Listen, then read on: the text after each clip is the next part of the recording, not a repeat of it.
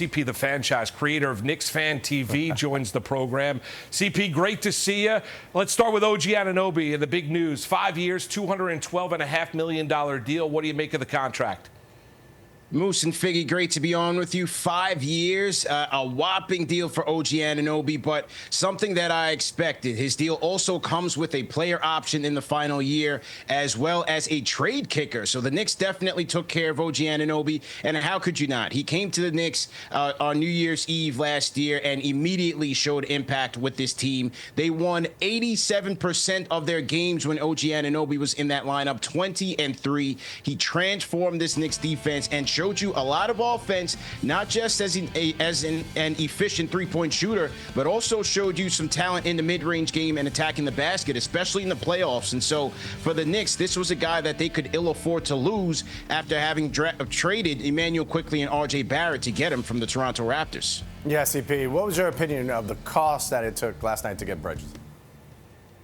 Well, at this stage in the game, Figgy, this is the move that the Knicks had to make because they were going to be at a crossroads where when it came time to re-signing their free agents and looming, it was that second apron in the collective bargaining agreement, which would hamper the Knicks' ability to upgrade the team in the future. So many people knew that now was the time for the Knicks to make that upgrade. It just, no one knew who that player was going to be. And ultimately, yesterday, a blockbuster trade was announced with Mikal Bridges joining his former Villanova teammates. And now you have Jalen Brunson, Josh Hart, Dante DiVincenzo, and Mikal Bridges. These guys have won a championship together. They know what it takes, and you cannot discount the chemistry that these guys are going to be bringing to this Knicks team. It's going to be electric at Madison Square Garden. All right, CP, let's look at the center position. Obviously, Mitchell Robinson's still there. Isaiah Hartenstein's a free agent. The expectations are the Knicks are going to lose him in free agency. How big of a loss will that be for the Knicks?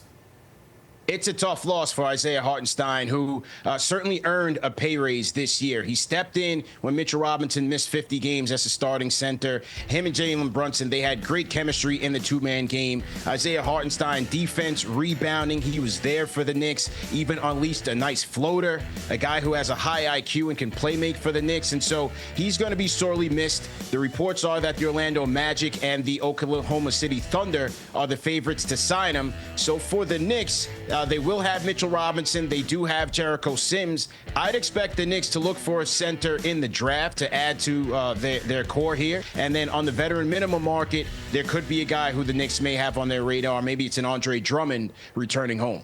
Yeah. Do you think the Knicks match up better right now with the Celtics? Is this as close as they're going to get, or can they bypass them possibly? I think they're very close, Figgy. I think they're close. This is a wing league, and the Knicks now have two premier wing defenders. They've added more shooting efficiency over the years since adding Jalen Brunson, Dante DiVincenzo. Miles McBride has taken a step up as a player from a shooting perspective. OG Anunoby, Mikal Bridges. The Knicks now have shooters that they can surround both Julius Randle and Jalen Brunson with. Their defense is going to be stout, and they still can maintain their rebounding edge. And at the end of the day, guys, they have Captain Clutch. His name is Jalen Brunson, one of the most clutch players in the NBA. The Knicks have a championship caliber team, and they'll be ready for Boston come opening night. CP the Fanchise. CP, it's great to be a Knicks fan. It is great to be a Knicks fan. Moose, let me tell you, man, I was at the Subway Series last night as a Yankees fan watching Garrett Cole throw junk after junk. And after Aaron Judge hits the grand slam was at the same time when the Bridges announcement was made. So it was pandemonium at Citi Field. And as you said, it's a great time to be a Knicks fan. CP the Fanchise, creator of Knicks Fan TV. CP, we appreciate you. Thanks for the time tonight. Thanks again, guys. Anytime.